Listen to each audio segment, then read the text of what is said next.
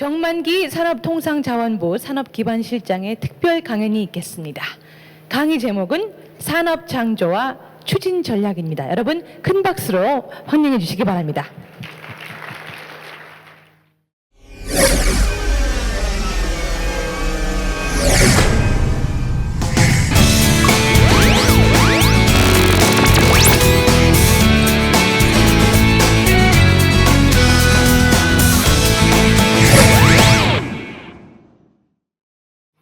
여러분 안녕하십니까? 산업통상자원부의 산업기반실장입니다. 오늘 그 고급 두뇌 역량 강화 산업 고도화라는 주제로 우리나라가 창조 경제가 왜 필요한 건지 그런 관점에서 한번 말씀을 드려볼까 합니다. 목차 같은 건 지나가고요. 여러분도 잘 아시겠지만 우리나라의 그 1인당 소득이 3만 달러를 못 가고 지금 2만 달러 초반에서 정체되고 있는데 지금 7년째 2만 달러 초반에 우리나라가 정체되어 있는 상황입니다. 그런데 예를 들면 일본은 한 5년 걸렸고 독일은 한 4년 만에 2만 달러에서 3만 달러를 갔고 스웨덴 같은 경우도 한 5년 정도 있다가 3만 달러로 올라갔어요. 근데 우리나라만 7년 가까이 2만 불대 초반에서 아직 정체되고 있는데 이게 과연 얼마나 빨리 올라갈 수 있을지, 또 이 3만 달러는 도대체 갈 수는 있을지 그런 게 걱정이 됩니다. 사실 어떤 사람들에 의하면 또 연구기관에 따르면 한 2017년, 2020년 이렇게 예상하는 사람들도 있지만 그건 하나의 전망일 뿐이고 실제로 그렇게 될 거냐에 대해서는 저희가 더 고민을 해야 된다고 생각합니다. 그리고 그게 이제 이런 추이를 보면 알 것 같은데 2004년부터 2007년까지는 대충 한 5% 정도의 경제 성장률을 기록을 했고 2008년 이후에는 한 3%대, 최근에 2%대로 떨어지고 있어서 앞날이 별로 밝지가 않다 이런 걱정이 됩니다. 그런데 그러면 왜 이렇게 우리가 좀 문제가 된 거냐 따져보면 앞에 분들은 상당히 재미있게 했는데 이 통계가 나오고 있으면 재미가 없을지 모르겠어요. 근데 어쨌든 뭐 잘 들어주시면 좋겠습니다. 우리 경제의 기관차 역할을 예전에 60년대, 70년대는 그 근로자들이 했다고 볼 수가 있겠죠. 노동자들이 열심히 일들을 해서 우리 경제가 성장을 했고 그 이후에는 대기업들이 대규모 시설 투자를 해서 경제가 성장을 해왔는데 이러한 성장 패턴이 지금 한계에 부딪혀 있다. 이게 문제다 이렇게 생각합니다. 우리의 경제의 기관차 역할을 해주던 이런 경제가 산업이 어려워진 이유는 뭐니 해도 대규모 자본을 축적한 중국의 추격, 그 다음에 우리나라의 대량 생산체제의 한계 이런 게에서 오지 않는가 생각을 합니다. 그래서 철강, 석유화학 이런 것들은 이미 중국이 턱밑까지 추격을 해왔고 첨단 산업이라고 할 수 있는 반도체, 디스플레이 이런 산업에서도 중국하고 치열한 경쟁이 지속이 되고 있습니다. 그러다 보니 주력 시장에서 우리의 시장 점유율이 지금 점차 하락하는 그런 양상을 보이고 있습니다. 그런데 이런 거를 대체할 수 있는 어떤 요소 투입형, 자본과 노동을 투입해서 경제 성장을 해나가는 게 아니라 창의와 혁신을 통해서 경제 성장이 이제 그 다음에 가야 할 길인데 이게 잘 되고 있느냐, 그게 상당히 걱정이 되는 그런 상황입니다. 우리 산업의 현실을 조금 더 자세하게 보도록 하겠습니다. 우리 산업 측면을 기업이 생산을 해서 판매하는 데까지는 아마 기획을 하고 설계를 하고 그리고 이제 그 설계된 제품을 실제로 조립, 가공하고 그리고 이제 나중에 판매로 이어지는 그런 생산 체인이 있다고 생각한다면 우리 기업들의 가치 창출 측면에서 우리나라의 상황을 좀 볼 필요가 있다고 생각이 되는데요. 우리나라는 아직도 저부가 가치, 조립, 가공, 시공 등의 강점이 있고 실제로 부가가치가 아주 높은 엔지니어링이라든지 설계, 디자인, 소프트웨어, 시스템 반도체 이런 데 영역에서는 상당히 좀 약점이 있다. 그래서 보시면 알겠지만 자동차 조선 이런 분야조차도 기획이라든지 개념 설계, 상세 설계 이런 데의 부분에서는 선진국에 비해서 상당히 취약한 상황이고 여러분 혹시 우리나라 정보통신 강국이라고 생각하는 사람 있으세요? 한번 손 들어보세요. 우리나라가 정보통신 강국이다 라고 생각하는 분 두 사람밖에 없어요? 그럼 나머지 분들은 우리나라 정보통신 강국이라고 생각 안 하세요? 정보통신 강국이라고 간단하게 한번 손 들어보세요. 없으시구나 별로. 그러면 저 생각하고 비슷한 것 같아요. 왜 그러냐 하면 제가 며칠 전에 KT 그 클라우드 컴퓨팅 센터를 목동에 있는 데를 가봤습니다.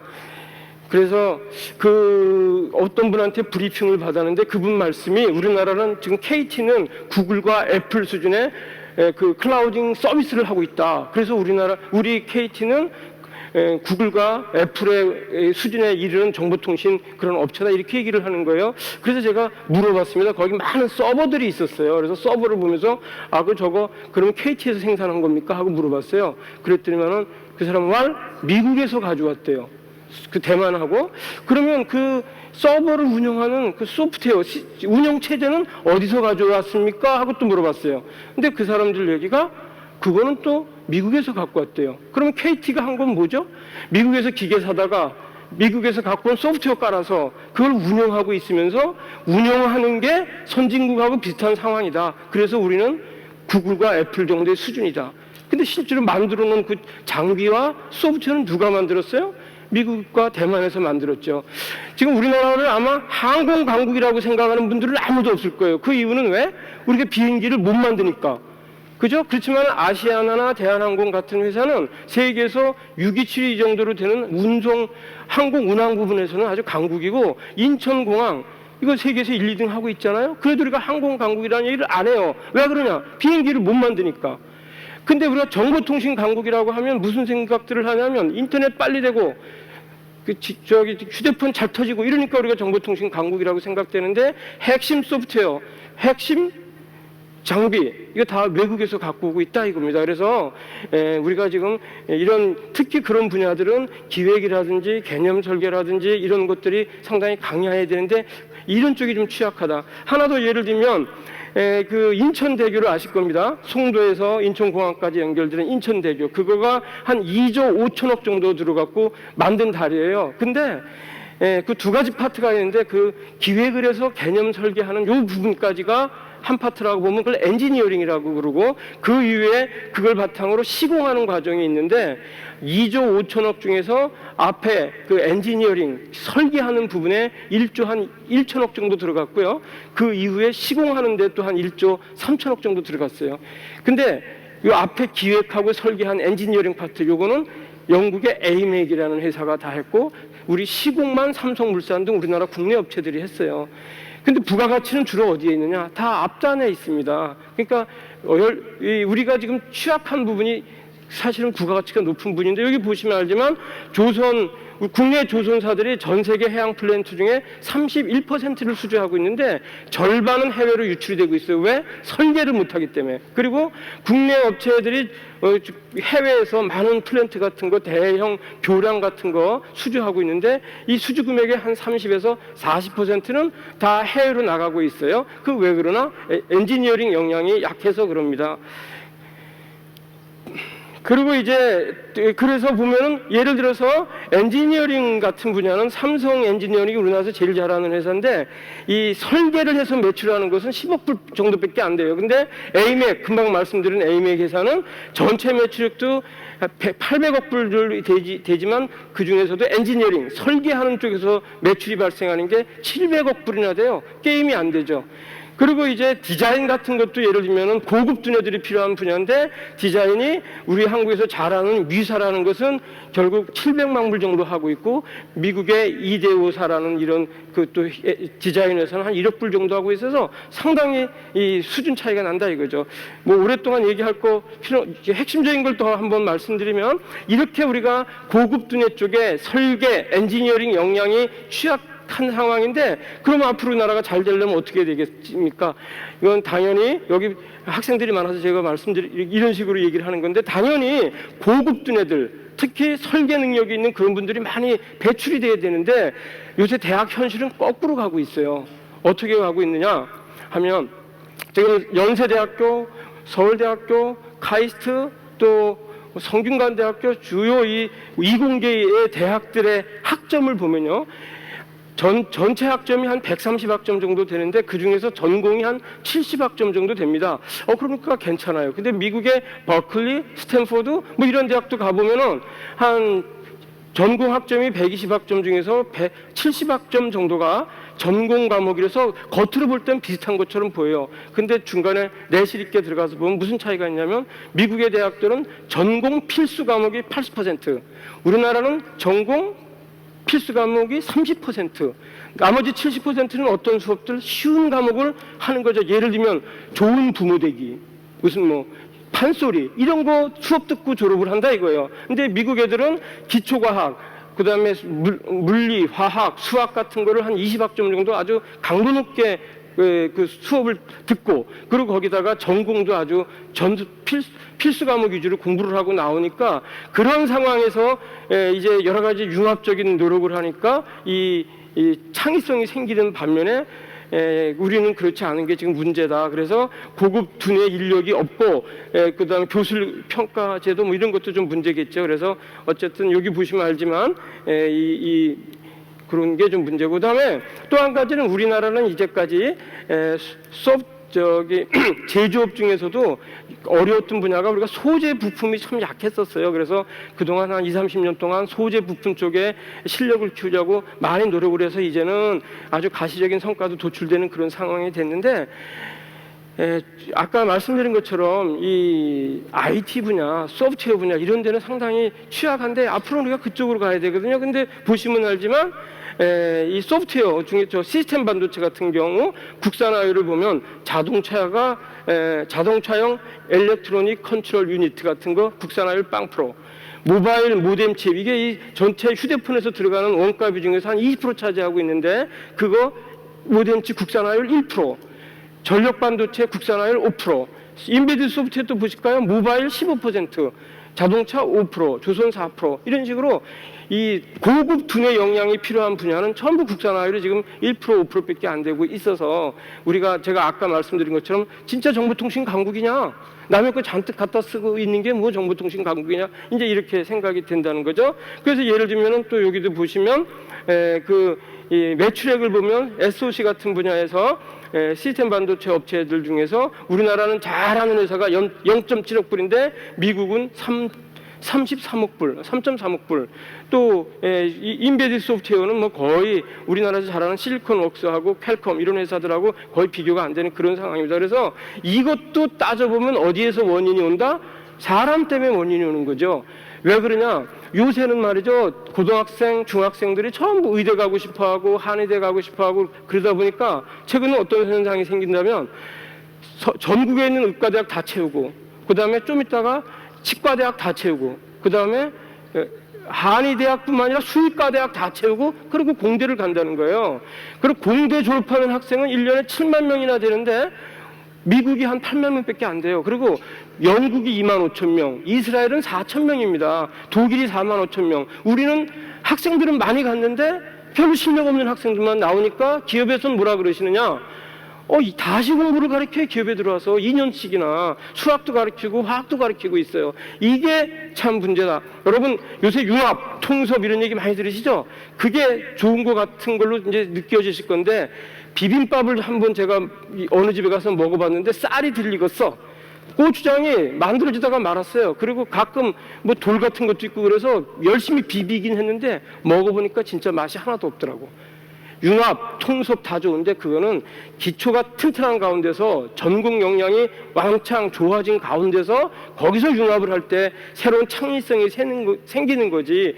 맨 밑바닥에 기본도 안 돼 있고 전공 지식도 없는 사람이 융합을 해봤자 그거는 아주 덜 익은 쌀로 만든 그런 그 비빔밥하고 같아진다 이겁니다. 그래서 우리가 지금 가야 될 방향이 어딘가에 대해서 저희가 한 생각을 해볼 기회가 됐다고 생각합니다. 그다음에 산업 생태계 측면, 이거 본질하고 좀 떨어졌기 때문에 넘어가겠습니다. 그래서 우리 산업부에서는 앞으로 여기는 지금 고등학생, 중학생들이 상당히 많으신 것 같아서 제가 말씀드리는 건데, 앞으로 우리나라 창조 경제가 뭐냐 하고 요새 논란들이 좀 있는데, 제가 볼 때는 뭡니까? 경제의 기관차 역할을 과거에 노동이 했고 자본이 했다면 앞으로 누가 우리나라를 끌고 가요? 먹여 살리는 거를, 그거를 고급 두뇌들이 해야 된다 이겁니다. 고급 두뇌는 주로 어디로 가야 되겠어요?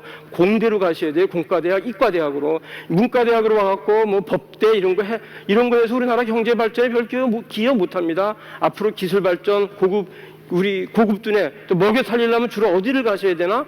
공대, 이공계로 가셔야 된다 이겁니다. 그래서 그 이공계 고급 두뇌들이 우리 경제의 기관차 역할을 하는 나라, 이게 바로 창조 경제가 아니겠느냐, 저희는 그렇게 생각합니다. 그래서 저희가 최근에 이제 이거를 경제장관 회의에 상정을 해서 발표를 한 건데, 이 고급 두뇌 역량을 강화하기 위해서 일단 빨리 하기 위해서 뭐를 하려고 그러냐면은 해외에 그 우량 기업들을 M&A를 좀 쉽게 하려는 걸 하려고 그러는데, 이건 뭐 본질하고 관계없으니까 넘어가고요. 두 번째는 교육부가 그 인재 양성을 담당하는 그런 부처인데, 산업부도 직접 연 한 1,500명의 고급 두뇌 인력들을 양성하는데 재정을 투입하고 뭐 연구소도 만들어주고 특성화대학원도 지정해주고 그러려고 그래요. 그런데 이게 또 허무맹랑한 겁니다. 왜?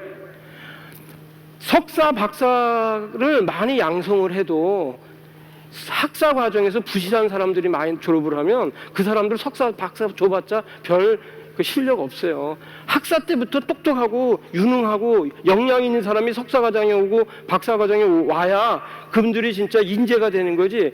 학사 때는, 대학 다닐 때는 공부 하나도 안 하다가 석사, 박사 들어와서 열심히 해봐도 그건 기초가 튼튼하지 않기 때문에 안 되겠죠. 그래서 아까 말씀드린 것처럼 우리나라 지금 이공계의 전공 과목이라든지 이런 게 문제가 있기 때문에 우리 산업부에서는 교육부하고 같이 현재 그 공과대학 공학교육 혁신 방안을 만들어가고 있는데, 방향은 이런 겁니다. 전공교육 강화, 두 번째 그 기초 역량, 수학, 물리, 화학, 여러분들 되게 싫어하시죠? 그걸 좀 강화해야 되겠다 이겁니다. 그리고 전공도 아주 어려운 과목들 하고 이수하고 졸업하실 수 있게. 그럼 뭐 나는 열심히 공부하고 남보다 더 공부했는데 졸업하고 나서 비전이 없으면 그 공부하기 싫으시죠. 그래서 국가는 그 이공계 우수한 분들이 졸업을 한 경우에 잘 그 분야에서 성공할 수 있게 환경을 조성하는 게 정부가 할 일이라고 생각을 해서 그런 것도 함께 하려고 해 나가려고 합니다. 그리고 또 이제 고급 두뇌들이 그게 이제 이거 중에 하나인데, 고급 두뇌들이 많이 양성이 되면 뭐해요? 가서 취업할 자리가 없으면 취직이 돼야 될 거 아닙니까? 그래서 아까 말씀드린 것처럼 시스템 반도체, 엔지니어링 업체 이런 데는 우리 기업들이 지금 역량이 상당히 취약한데, 그건 또 어떻게 돌려 말하면 이런 거예요. 우리가 그래도 앞으로 할 일이 남아있다. 그죠? 우리가 갈 길이 있는 거예요. 다행입니다. 어떻게 보면.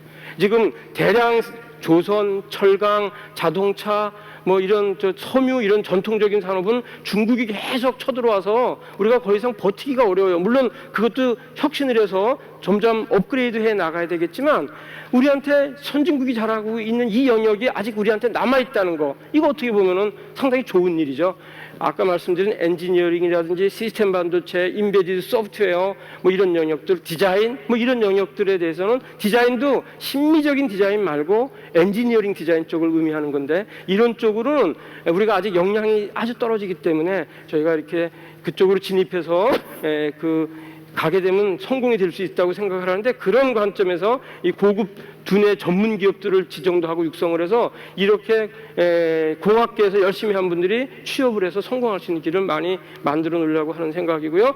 그래서 이런 게 되면, 예를 들어서 엔지니어링, 시스템 반도체, 소프트웨어 뭐 이런 게 잘 우리가 선진국만큼 역량이 된다면, 그게 이제 기관차라 그러지 않았습니까? 나머지들 뭐 기계 생산, 기계 업종, 또 무슨 조선 업종, 해양 플랜트 업종, 석유 화학 업종, 여긴 기획을 갖다 붙이면 되고, 섬유, 철강 뭐 이런 데는 이 IT를 소프트웨어하고 시스템 반도체를 붙여놓으면 또 그게 경쟁력이 생기는 거고, 예를 들어서 유통, 에너지 이런 분야도 거기다가 소프트웨어라든지 시스템 반도체 같은 걸 붙여놓으면 여러 가지 새로운 기술이 나오면서 이제 하나의 객차가 되는 거죠. 여러분 그거 한번 생각해 보셨어요? 기차 타고 가실 때 이 KTX를 주로 타고 싶죠. 그 무궁화 열차인가 이런 거 별로 타고 싶지 않죠. 그 이유는 몰라. 근데 예를 들어서 거꾸로 무궁화 열차에 기관차는 그걸 놔두고 객차를 아주 뭐 멋있게 해놔서 극장도 만들어 놓고 그 안에서 놀 수 있는 여러 가지 오락놀이도 만들어 놓고, 그래도 한 번 정도는 타겠지만 결국은 빠른 걸 탈 거라 이거죠. 그러려면 기관차가 제대로 돼야 된다 이거죠. 빠른 기관차가. 근데 우리나라 경제 입장에서 볼 때는 앞으로의 기관차는 뭐냐? 그 고급 두뇌들이 끌어가는 그 산업들, 그게 고급 기관차고, 이제 이런 것들이요. 유통, 에너지 뭐 이런 것들은 객차예요, 객차. 그거 갖다 붙이면 빨라져 같이. 그래서 여기 뭐 젊은 분들이 상당히 많은데 앞으로 진로 설정에 있어서 그런 쪽도 많이 생각해 주실 필요가 있지 않겠냐 이런 생각이 듭니다. 그리고 우리 이 정부에서는 그런 분들이 나중에 창업을 하거나 기업에 계실 경우에 도와드릴 수 있는 여러 가지 R&D 지원 체계라든지 이런 거를 운영을 하고, 그다음에 열심히 기술 개발을 했는데 외국의 특허 괴물에 의해서 특허 소송을 당하고 이래서 결국은 기술 개발해 놓은 게 헛수고로 들어가지 않게 IP 같은 거 보호하는 일 이런 것도 하고, 또 창의적인 아이디어가 있으면 비즈니스 할 수 있게끔 그렇게 도와드리려고 하고 있고요. 그리고 이제 중소기업을 차리는데 대기업이 납품 단가 후려치고 어렵게 하고 이런 경우가 많이 있을 건데, 그런 것도 또 방어할 수 있는 여러 가지 제도적인 법적인 장치들을 마련해 나가려고 합니다. 이렇게 해서 간단하게 그 설명을 드렸는데, 제가 진짜 여기 젊은 분들이 많기 때문에 부탁드리고 싶은 것은 우리나라의 미래는 앞으로 고급 두뇌, 이공계 고급 두뇌에 달려 있다 이렇게 보시면 될 것 같아요. 그런데 안타깝게도 이공계 고급 두뇌들이 이공계 학과 과정 이런 게 과거보다도 지금은 더 나빠졌어요. 옛날 공대생들은 정말 쟁쟁한 사람들이 졸업을 하고 실험 설계를 다 해본 분들이 나오고 있는데, 요즘 대학생들을 졸업하는 분들은 그때보다도 훨씬 더 경쟁력이 지금 떨어지고 역량이 떨어지고 있어서 앞날이 밝지가 않다 이런 생각이 듭니다. 그래서 여러분들이 한번 그 야망을 가지고 공과대학 같은 데 진학을 하셔서 정말 이 우리나라를 먹여 살릴 수 있는 그러한 역량으로 성장해 주실 것을 간곡히 부탁드리면서 강연을 마치고자 합니다. 감사합니다.